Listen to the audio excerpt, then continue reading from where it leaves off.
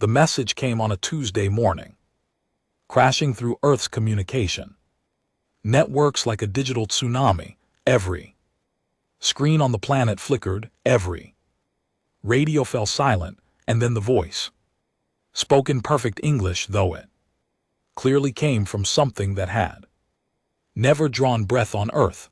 Greetings, humans of the third planet.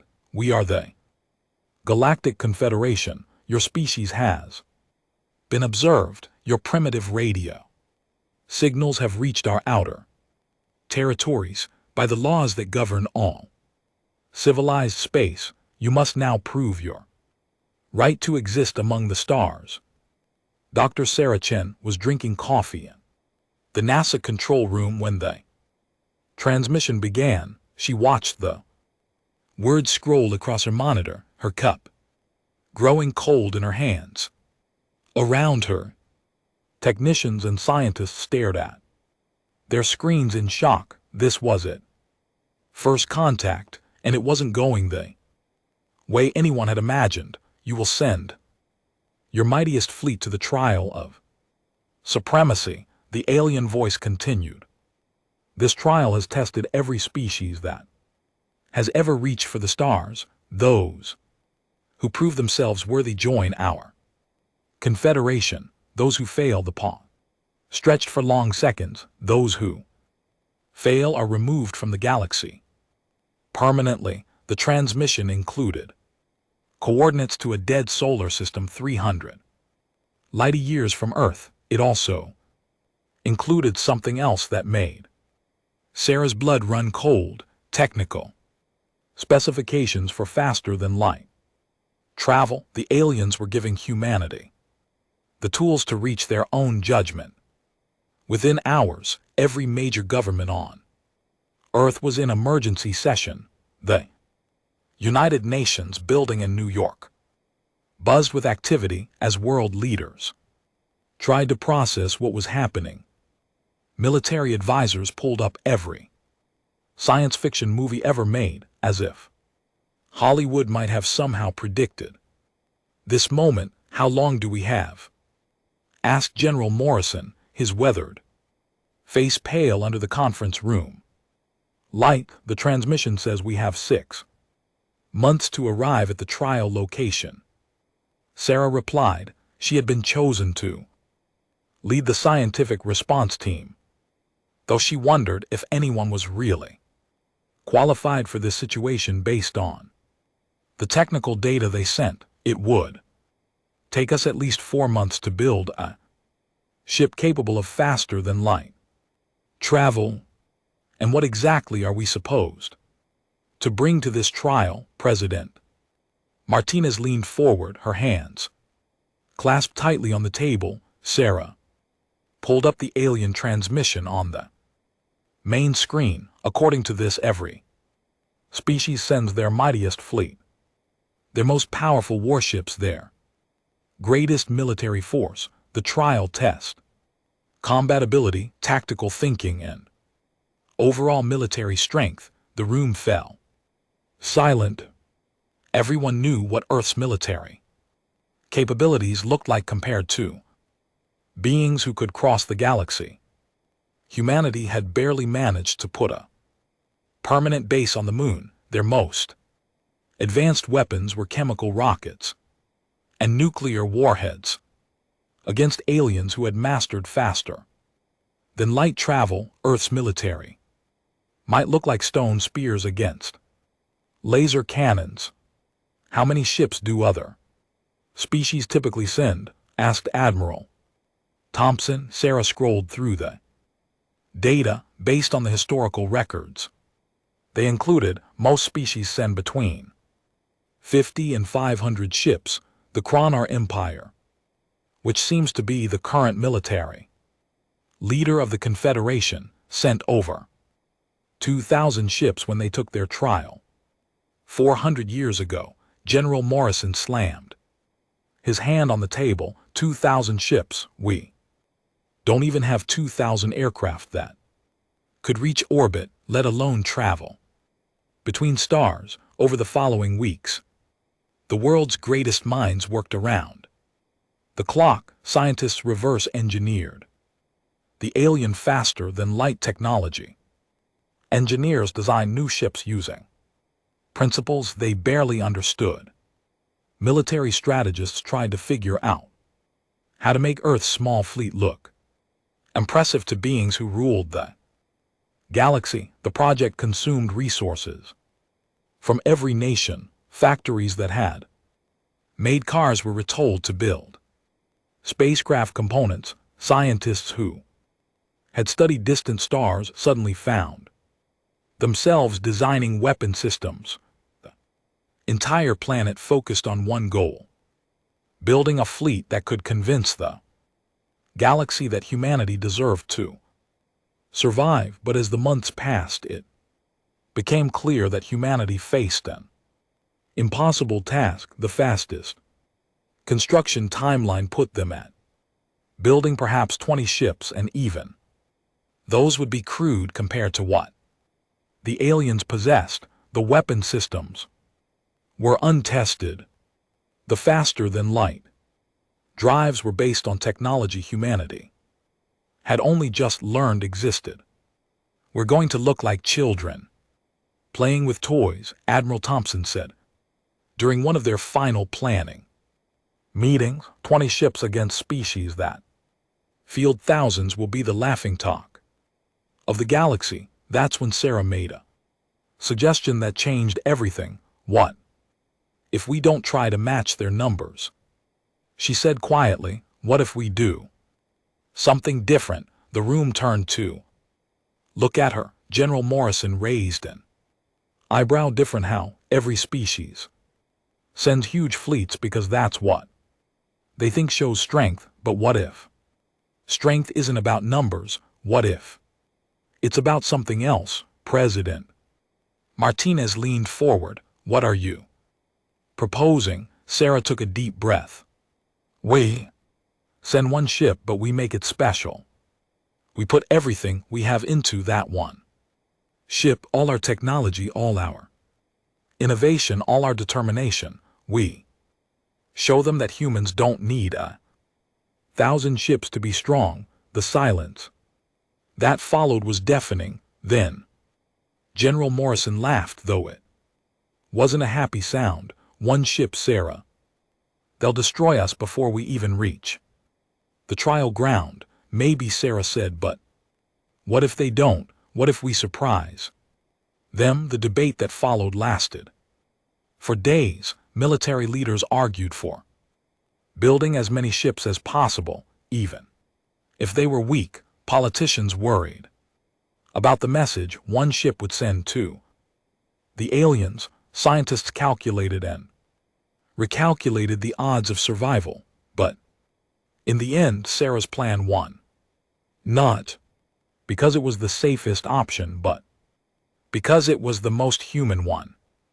Humanity had always been a species that succeeded through innovation rather than overwhelming force. From the first human who figured out how to make fire to the engineers who put people on the moon, humans had always found ways to do more with less. Construction began on the UES Defiance. The name was chosen carefully. It wasn't the UES Victory or the UES Strength. It was Defiant because that's what the ship represented: humanity's refusal to accept that bigger was always better.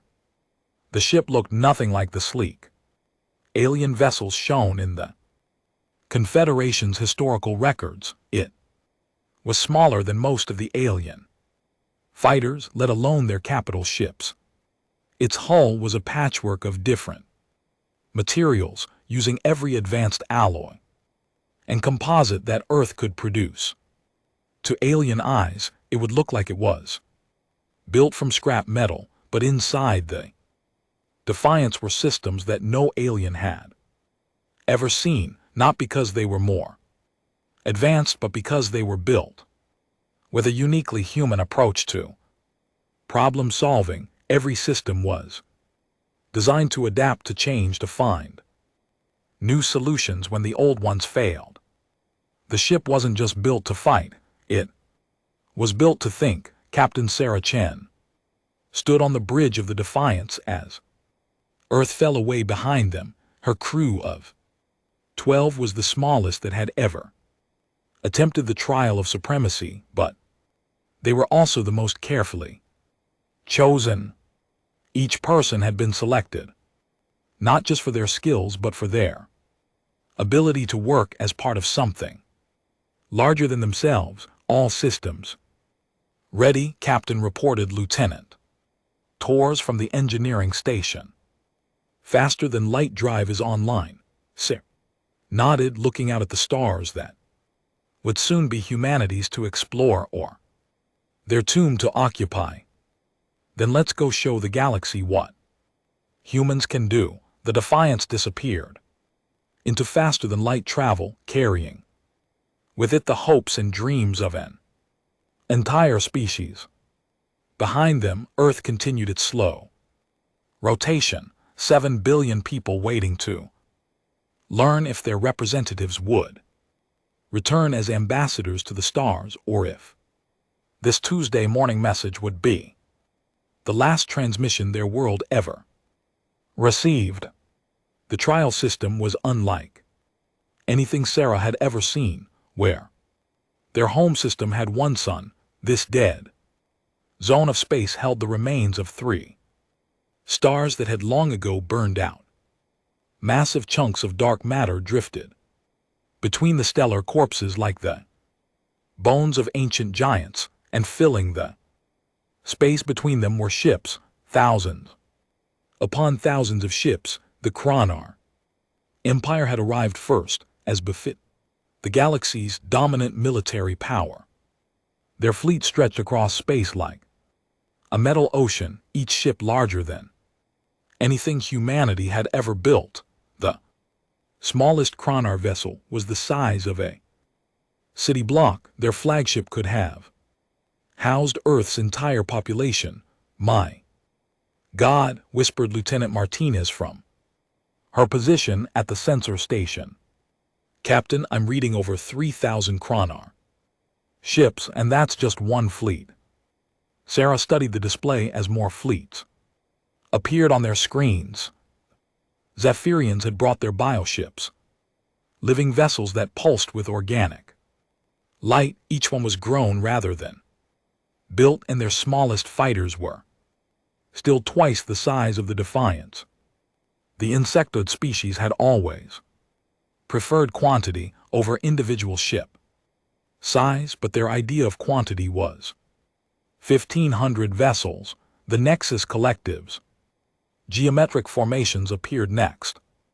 Perfect mathematical arrangements of ships that moved like a single organism. Their artificial intelligence had calculated the optimal fleet composition, down to the last bolt and wire. 900 ships arranged in patterns that hurt to look at directly. Even the minor species brought respectable forces. Crystal-based Lithorians had carved their ships from single massive asteroids. The energy beings known as the Flux had created vessels from pure, focused light. Species after species arrived, each bringing hundreds or thousands of ships to prove their worth to the galaxy. And then there was humanity. The UES Defiance dropped out of faster than light travel at the edge of the system, alone and seemingly insignificant among the gathered armadas. At 100 m long, it was smaller than most alien shuttlecraft. Its modeled hull looked like it had been assembled from spare parts, which wasn't far from the truth. The reaction was immediate. Communication channels that had been buzzing with formal diplomatic exchanges suddenly erupted with laughter. The Kronar battle frequency, normally reserved for tactical discussions, filled with mocking comments. The Zephyrian biohips actually changed color, their hulls shifting to patterns that their species used to express amusement. The humans joking. The translator rendered the Kronar admiral's voice as deep and rumbling, like rocks grinding. Together, this is their mightiest fleet, one ship. That looks like it was built by children. Perhaps they don't understand. The trial suggested a Zephyrian queen. Through the hive mind link her species. Used for communication. Should we explain to them what they're facing? The Nexus Collective's response was even more cutting.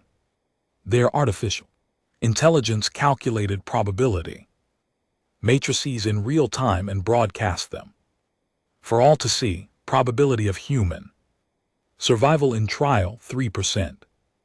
Margin of error 1%. Conclusion: this species has failed the trial through fundamental misunderstanding of requirements. Admiral Vorek, the Kronar fleet commander, opened a direct channel to the Defiance. His image appeared on Sarah's screen, a creature that looked like someone had crossed a rhinoceros with a tank and given it opposable thumbs. Scars covered his gray hide, and his small black eyes held the cold calculation of someone who had 1,000 battles. Human Captain Vorek's voice carried amusement that sounded like grinding metal. I am Admiral Vorek of the Kronar Empire. I have conquered 17 star systems and personally commanded the destruction of 4 species that failed the trial of supremacy. Before we begin, I offer you one chance to withdraw. Your species is clearly too primitive to understand what you face. Here, Sarah studied the alien's face on her screen. Behind Vorek she could see the bridge of his flagship, a space larger than most Earth buildings, filled with weapons controls and tactical displays. Hundreds of Kronar officers worked at stations that coordinated their massive fleet. Admiral Vorek, Sarah replied calmly. Captain Sarah Chen of the United Earth Ship Defiance. We understand the trial perfectly. We're here to prove humanity's right to exist among the stars. Vorek's laugh was like rocks falling down a mountain. With one ship, Captain, my personal escort consists of 50 dreadnoughts. My fleet's smallest squadron could vaporize your vessel without slowing down. What exactly do you think you can prove here? We in LT Unc and GT LL show you, Sarah said simply. The alien admiral leaned forward, his scarred face filling the screen. Your bravery is admirable but pointless. The trial ground ahead has been designed to test military might on the grandest scale. Automated defense platforms with firepower that can crack planets. Gravitational anomalies that crush ships like eggs. Artificial intelligences that have learned from every species that has ever faced them. How does one small ship plan to survive what destroys entire fleets? The same way humans have always survived, Sarah replied. By adapting around the trial system. Other species listen to the exchange with growing amusement. The communication channels filled with commentary and betting pools. Most aliens were wagering on how quickly the human ship would be destroyed once the trial began. The most optimistic estimates gave them 30 seconds. This is what passes for military might among humans. A Lithorian commander's crystalline voice rang through the communications. We have mining equipment larger than their warship. Perhaps they are a test. Suggested a flux entity. It's pure energy form speaking in harmonic frequencies. The Confederation sometimes includes joke challenges to keep trials interesting. The Nexus Collective updated its probability calculations in real time. Revised assessment. Human vessel lacks sufficient mass to trigger some defense systems. may survive 0.7 seconds longer than initial projection, due to being mistaken for debris. But not everyone was laughing. On the bridge of a small observation vessel, Ambassador Keelther of the Vidian Republic watched the human ship with interest. Her species had barely passed their own trial 3 centuries ago, surviving through luck and determination, rather than overwhelming force. She remembered what it felt like to be underestimated. Interesting, she murmured to her aide. They must know they can't win through conventional means, so why are they here? Her aide, a young Vidian named Jeered, gestured at the display showing the tiny human ship. Perhaps they're simply too primitive to understand the situation. Keelther shook her head. No, look at their ship's design. Crude, yes, but not random. Every system has been optimized for something. The question is, optimized for what? Meanwhile, on the Defiance, Sarah's crew worked with quiet efficiency. Lieutenant Torres monitored the ship's adaptive systems, watching as they automatically analyzed the thousands of alien vessels surrounding them. The ship's computers were learning, cataloging weapon signatures, movement patterns, and tactical formations. Adaptive arrays are online. Torres reported. The ship is analyzing everything it can see. Good, Sarah said. How long until the trial begins? Confederation protocol says all fleets have 6 hours to take position, replied Lieutenant Martinez. Then the trial ground activates.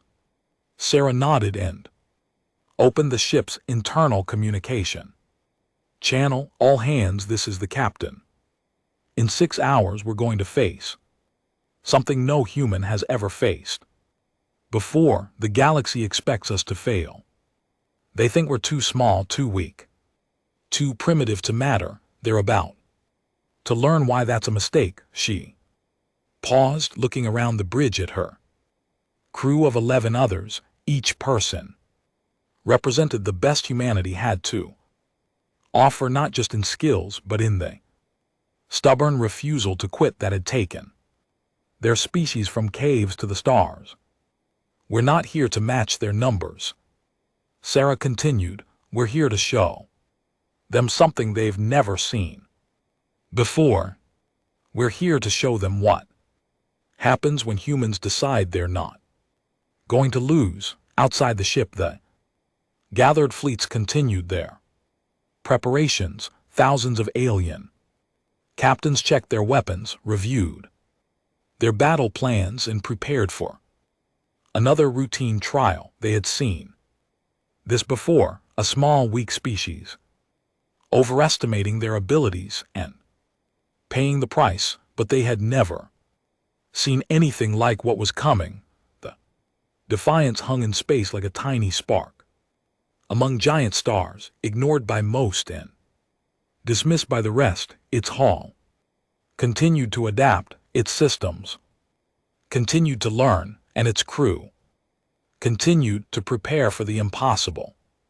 The galaxy was about to discover that sometimes the smallest ship carries the biggest surprises. The trial ground awakened like a sleeping monster. Ancient systems that had waited in darkness for decades suddenly blazed to life. Automated defense platforms the size of space stations powered up their weapons. Gravitational mines hidden throughout the debris field activated their crushing fields. Hunter-killer drones that had learned from thousands of previous trials began their patrol patterns. The Confederation had built this testing ground to challenge entire fleets. Every defense was designed to force attackers to use overwhelming numbers and firepower to succeed. Weak died quickly, the strong survived through brute force. That was how the galaxy worked. All fleets prepare for trial commencement, announced the Confederation controller, a being whose species had been running these trials for over 1,000 years. You have 6 hours to navigate the trial ground and reach the completion zone. Failure to arrive within the time limit results in immediate disqualification. Destruction of your entire fleet results in species termination. Begin. The Kronar Empire moved first as expected. Admiral Vorax. 30,000 ships advanced in perfect formation, their massive hulls bristling with weapons. The first defense platform to engage them was a fortress-sized structure that could have destroyed Earth's entire space fleet with a single shot. It lasted 15 seconds against the Kronar assault. Overwhelming firepower turned the ancient platform into scrap metal. The Kronar fleet barely slowed down, absorbing the defensive fire with their heavy shields, while their weapons systematically destroyed everything in their path. It was efficient, brutal, and exactly what everyone expected. The Zephyrian biohips moved next, their living hulls pulsing with organic energy. When gravitational mines tried to crush them, the ship simply changed shape, flowing around the distorted space like water around rocks. When defensive drones attacked, the bioships released smaller organisms that swarmed the attackers like antibodies fighting an infection. The Nexus Collective's approach was different but equally effective. Their artificial intelligence had calculated the optimal path through the defenses. Their geometric formations moved with mathematical precision, each ship knowing exactly where to be and when. They lost fewer ships than anyone expected because they had turned survival into an equation. One by one, the great fleets pressed into the trial ground. Some used brute force, others relied on superior technology or numbers. All of them accepted that losses were inevitable. The trial ground had been designed to kill, and even the strongest species paid a price in blood and metal. And then there was the human ship. The UES Defiance approached the trial ground's edge alone, ignored by most of the alien fleets, who were focused on their own survival. Those few who bothered to watch expected to see the small ship vaporize. Is the moment it encountered the first defense system. Instead, they saw something impossible. The Defiance didn't try to overpower the defenses. It didn't attempt to tank their attacks with heavy shields. Instead, it danced, the first automated platform to target the small ship unleashed a barrage of plasma bolts that should have reduced it to atoms. But the Defiance wasn't where the shots landed.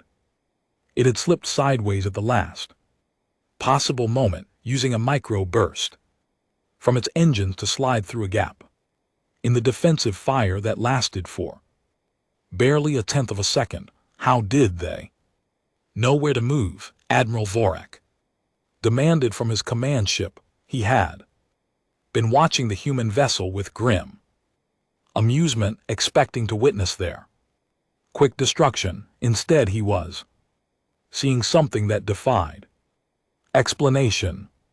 On the Defiance bridge, Lieutenant Torres called out readings from her station. Adaptive systems are fully online, Captain. The ship is learning the defense patterns faster than I thought possible. Sarah watched the tactical display as their ship wove through attacks that should have been impossible to avoid. The ship isn't just learning, she realized, it's predicting. For months, Sarah's team had studied every recording of previous trials they could find. They had analyzed the defense patterns, the timing of attacks, the behavior of the automated systems.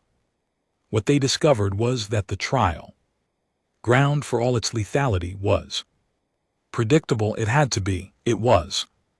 Testing military strength in a controlled environment, but the Defiance wasn't just using that analysis.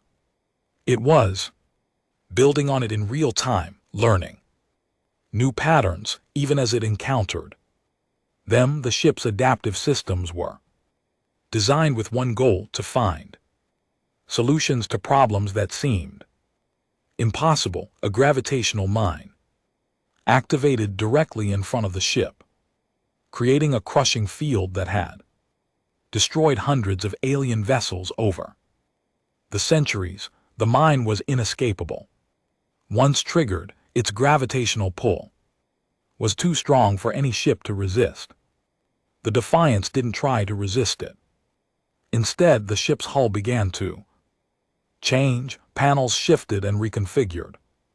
The engine housing flowed like liquid metal, reshaping itself. In seconds, the Defiance had transformed from a conventional ship into something that looked more like an arrow.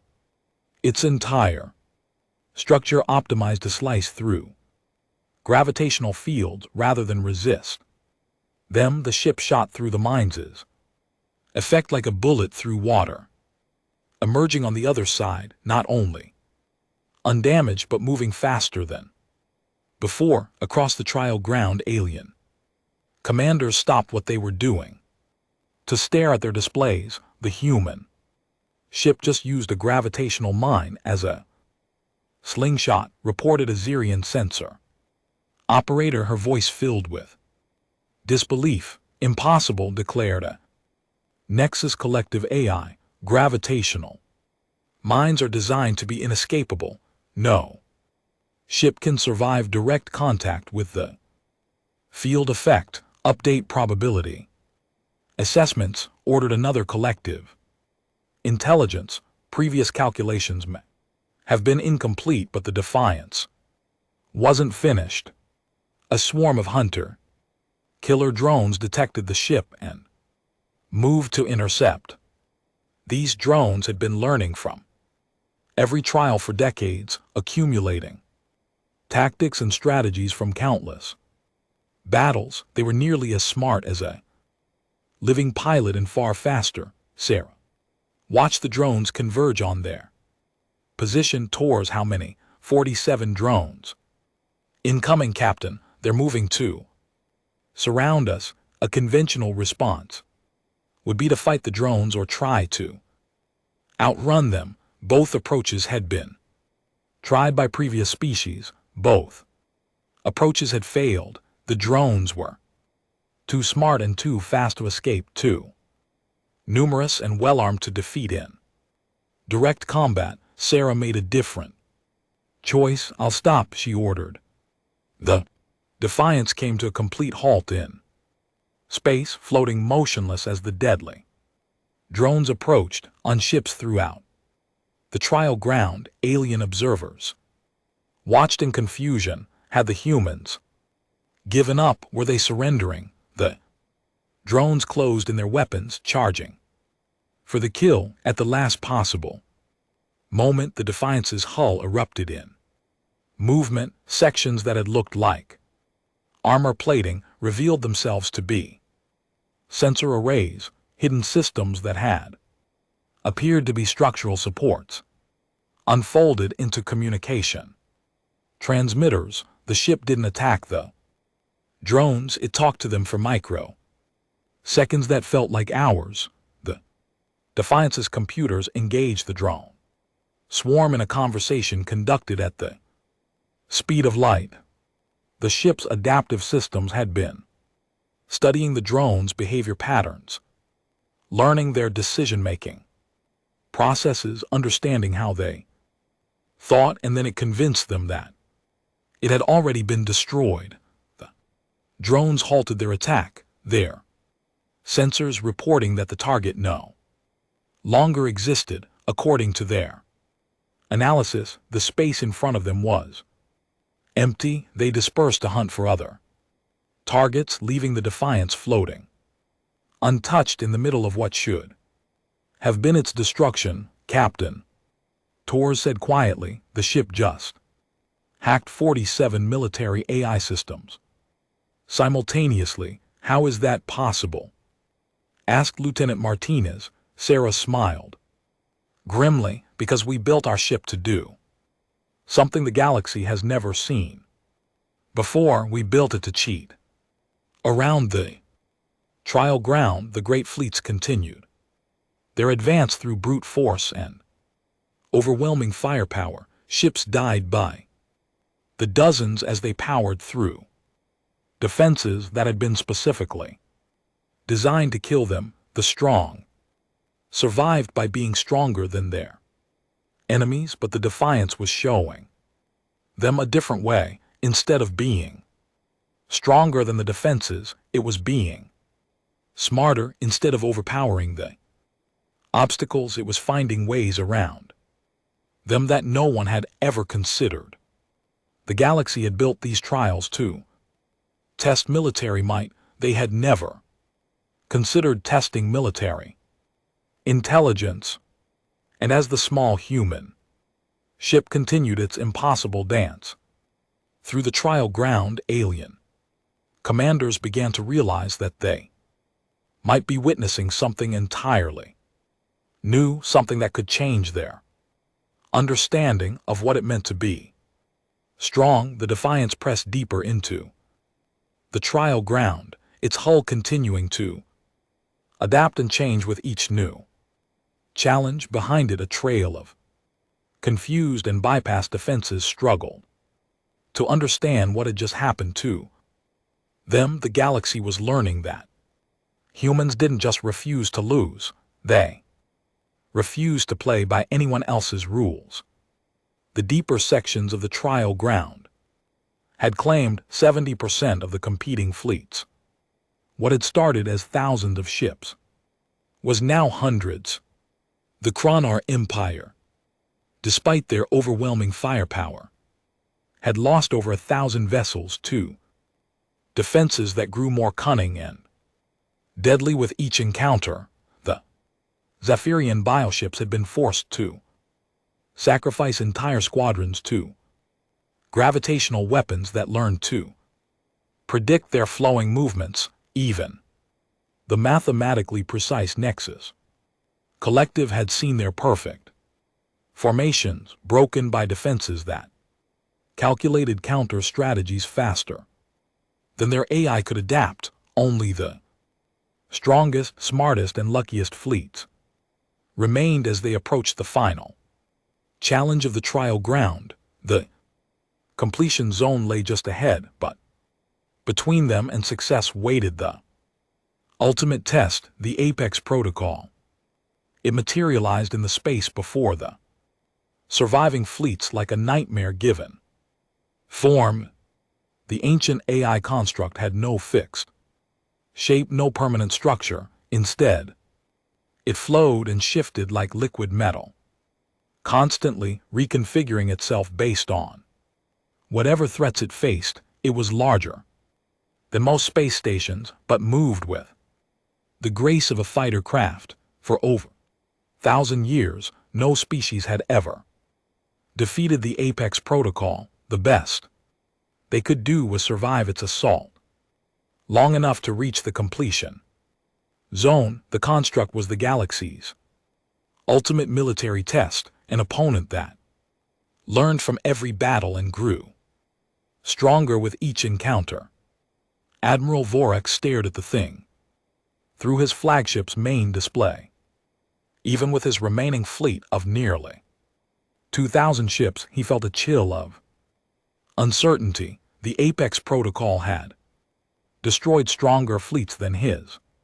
It had learned tactics from every species in the galaxy and incorporated their best strategies into its own fighting style. All ships attack Formation 7. Orthak commanded, concentrate fire on the construct's primary mass. Do not allow it to analyze our individual ship capabilities. The surviving Kronar fleet opened fire with everything they had. Plasma cannons that could melt asteroids, missile swarms that could Level cities, energy weapons that bent. Space itself, the combined firepower was enough to destroy entire solar systems. The Apex Protocol absorbed it all. The construct surface flowed and shifted, developing specialized armor plating that deflected plasma fire, creating point defense systems that destroyed incoming missiles, generating field effects that neutralized energy weapons. Within minutes, it had not only survived the Kronar assault, but learned from it. Then it began to fight back, weapons that perfectly mimicked Kronar. Technology emerged from the constructs, shifting hull, but these weren't just copies of Kronar weapons, they were improved versions optimized based on the protocol's analysis of the attackers' weaknesses. The artificial intelligence had studied how Kronar ships moved, how their shields worked, how their armor was distributed. The first wave of return fire crippled 300 Kronar vessels. Impossible. Vorak roared as his ships burned around him. Our armor is specifically designed to resist our own weapons, but the Apex Protocol hadn't just copied Kronar weapons, it had perfected them. Every shot was precisely targeted at weak points in the ship designs. Every blast was calculated to cause maximum damage with minimum energy expenditure. The construct was fighting the Kronar fleet using their own tactics, but better than they had ever used them themselves. The Zapirian biohips tried a different approach. Instead of direct assault, they released clouds of small organisms that swarmed toward the construct like living missiles. Each organism was programmed to find and exploit weak points in artificial constructs. The Apex Protocol studied the approaching swarm for 2.3 seconds. Then its surface erupted with organical-looking tendrils that perfectly mimicked Zaffiran biotechnology. The construct had analyzed the genetic structure of the attacking organisms and created counterorganisms in real time. The two swarms met in space, and the Zaffiran attack was not just defeated, but consumed. The Apex Protocol incorporated the biological attackers into its own structure, adding their capabilities to its already vast arsenal. The Nexus Collective's response was pure mathematics. Their remaining ships arranged themselves in a formation that their AI had calculated to be theoretically unbeatable. Every angle was covered. Every possible attack vector was defended. Every ship's position was optimized for maximum mutual support. The Apex Protocol looked at their formation for exactly 0.7 seconds. Then it created a formation of its own that was mathematically superior, not just better but perfect. The construct had taken the collective's mathematical approach and improved it beyond what their AI had thought possible. One by one, the great fleets of the galaxy found themselves outmatched by an opponent that learned their strengths and turned them into weaknesses. Apex Protocol didn't just fight them, it fought them using their own methods, but perfected beyond anything they had achieved. And through it all, the UES Defiance watched and learned. Captain Lieutenant Torres called out, "The construct has analyzed and countered every major military doctrine in the galaxy. It's not just learning from the current battle, it's using knowledge from every trial that's ever taken place." Here, Sarah studied the tactical display as another wave of alien ships fell to the protocol's adaptive defenses. How many species do you think it's learned from? Based on the tactical patterns I'm seeing, at least 300.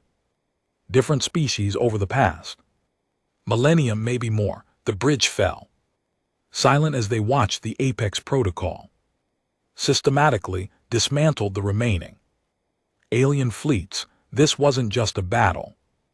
It was a demonstration of absolute superiority. The construct was showing the galaxy that no matter how strong they became, no matter how clever their tactics, it would always be stronger and cleverer. So how do we beat something that's better at everything than everyone else? Asked Lieutenant Martinez. Sarah smiled, and for the first time since entering the trial ground, it was a genuine smile. We don't try to beat it at anything, Captain. Every species that's ever faced this thing has tried to be better than it at something. Better weapons, better tactics, better technology. But what if we don't try to be better? What if we try to be different? On her display, Sarah pulled up the detailed scans their ship had been making of the Apex Protocol. The construct was incredible, a masterpiece of adaptive technology and strategic thinking, but it had one limitation that its creators had never considered. It was designed to fight armies. It was built to face fleets and overcome them through superior force and tactics. Every system in the construct was optimized for large-scale combat against multiple opponents using conventional military approaches. Tours bring up the ship's adaptive protocols, all of them, Captain. If we engage that thing directly, it'll analyze our systems and turn them against us just like it did to everyone else. That's exactly what I'm counting on, Sarah said. Open a channel to the Apex Protocol. The bridge crew stared at her in shock. No one had ever tried to communicate with the construct during a trial. It was a weapon, not a negotiator, Captain Martinez said carefully. What are you planning?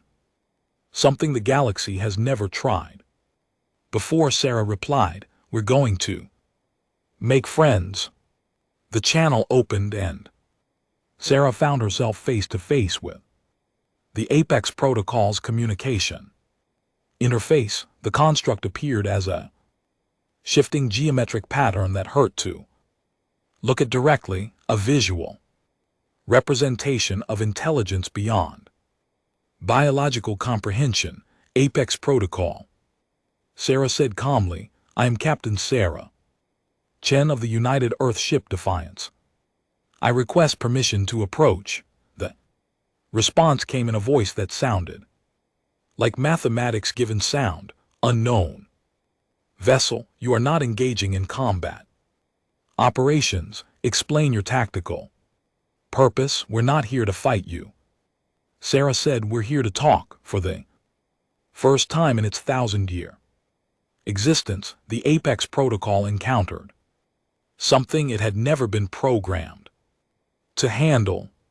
A species that wanted to communicate rather than conquer. And in that moment of confusion, the galaxy's most perfect weapon made its first mistake. It tried to understand what humanity was really doing. The Apex Protocol had never encountered a puzzle it couldn't solve. For 1,000 years, it had faced every form of military might the galaxy could produce. It had learned from every species, absorbed every tactic, countered every strategy.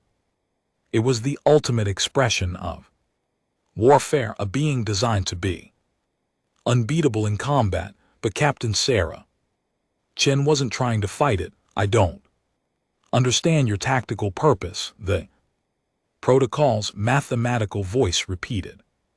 You are not attacking, you are not defending, you are not attempting to bypass my position. Explain your strategy. We don't have a strategy, Sarah said simply. We have a question. Around them, the surviving alien fleets continued their desperate assault on the construct, Admiral Vorek's remaining ships poured fire into the protocols, shifting hull while it casually destroyed them with weapons that perfectly countered their defenses. The Zephyrian biohips tried to overwhelm it with swarm tactics while it created superior swarms of its own. The Nexus Collective's AI calculated new attack patterns while the protocol computed better ones. Every species was trying to be stronger, faster, smarter than their opponent. Every species was failing. What is your question? The protocol asked, its attention now fully focused on the small human ship that made no sense in its vast database of military knowledge. Why do you fight, Sarah asked. The question hit the apex protocol like a virus in its programming. It was designed to respond to military threats, to adapt to tactical challenges, to overcome strategic obstacles, but no one had ever asked it to examine its fundamental purpose. I fight because that is my function, it replied after a long pause. I am a test of military supremacy. I exist to determine which species are worthy of survival. But what if survival isn't about military supremacy? Sarah asked. What if it's about something else entirely? The protocol's form shifted uncertainly around them. Alien ships continued to die as it automatically responded to their attacks, but its primary attention was focused on this impossible conversation. Survival is determined by strength, the protocol stated. The strong survive, the weak perish. This is the law of the galaxy, is it? Sarah asked. Let me show you something. On the Defiance, Lieutenant Torres activated systems that had been hidden throughout their journey. The ship's hull opened like a flower, revealing not weapons or shields, but something the galaxy had never seen in a military vessel: medical bays, hydroponics labs, manufacturing facilities, cultural archives. The Defiance wasn't just a warship, it was a siege ship carrying everything needed to build a new civilization. What is this?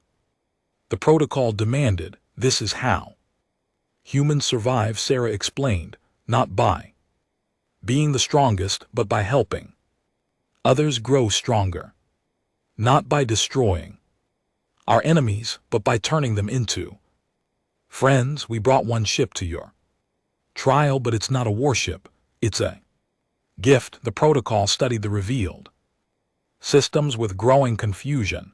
Its databases contained the military specifications of thousands of species, but nothing like this. You came to a trial of combat carrying seeds. We came carrying hope, Sarah corrected. Every species in this galaxy believes that strength comes from the ability to destroy, but humans learned long ago that real strength comes from the ability to create. As she spoke, Sarah activated the ship's communication array, but not to broadcast to the protocol. Instead, she sent messages to every surviving ship in the trial ground. This is Captain Chen of the human vessel. We're transmitting technical specifications for improved shield harmonics to all Kronar ships. Syrian biochips were sending genetic templates that will help your organisms resist artificial countermeasures. Next is collective. Our computers are sharing processing algorithms that will improve your tactical calculations. Admiral Vorek's scarred face appeared on Sarah's screen, his expression stunned. Human captain, why are you helping us? We are competitors in this trial. No. Sarah said, we're all just people trying to survive in a dangerous galaxy. Competition is what got us all trapped. In this test, cooperation is what's Going to get us out. The Apex Protocol watched in amazement as the human ship began coordinating the scattered alien fleets. Instead of each species fighting alone, they started working together. Kronar ships used their heavy armor to shield damaged Zapirian biohips, the Nexus collectives. Mathematical precision guided combined attacks, while human tactical suggestions helped optimize their effectiveness. For the first time in its existence, the protocol faced something it had never been designed to counter: unity. This is not how the trial works, the protocol said, its voice filled with uncertainty. Then maybe it's time to change how the trial works, Sarah replied. The combined fleet advanced on the protocol, not as separate species competing for survival, but as a united force working toward a common goal. The construct tried to adapt, tried to counter their coordinated tactics, but it had never been programmed to fight cooperation itself. Every time it learned to counter one species' contribution, another species adapted to cover the weakness. When it developed defenses against Kronar weapons, Zapirian bioorganisms created new attack vectors. When it countered those, Nexus collective calculations found new patterns to exploit. The protocol found itself caught in an endless loop, unable to achieve the absolute superiority it needed because its opponents kept changing the rules of engagement. I cannot defeat you, the protocol finally admitted, not because you are stronger than me, but because you refuse to fight me the way I was designed to be fought. Exactly, Sarah said. You were built to prove that might makes right, but we're showing you that cooperation makes everyone stronger. The massive construct hung motionless in space, its thousand-year programming struggling with concepts it had never been designed to process. If survival is not about military supremacy, then what is the purpose of the trial? Maybe the trial isn't about proving who deserves to survive, Sarah suggested. Maybe it's about learning how to live together. The protocol considered this for long moments. Then, slowly, its shifting hull began to reconfigure. Instead of weapons and armor, it began to develop communication arrays, scientific instruments, manufacturing facilities. The galaxy's ultimate weapon was transforming itself into something new. I request integration with your cooperative framework, the protocol said. I wish to learn your methods of survival through creation rather than destruction. The message that went out to the galaxy that day changed everything. The trial was over, but not because one species had proved stronger than all others. It was over because all species had proved that together they were stronger than any challenge they might face. Admiral Vorek's final transmission to Sarah was simple. Human Captain, the Kronar Empire formally requests alliance with your species. We have much to learn from you. Similar messages came from every surviving species. The Zafirians offered to share their biotechnology for peaceful purposes. The Nexus collective requested cultural exchange programs.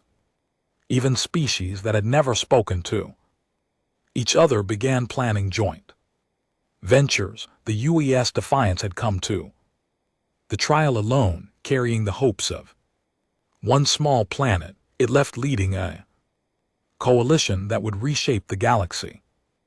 As they prepared for the journey home, Lieutenant Torres looked up from her station.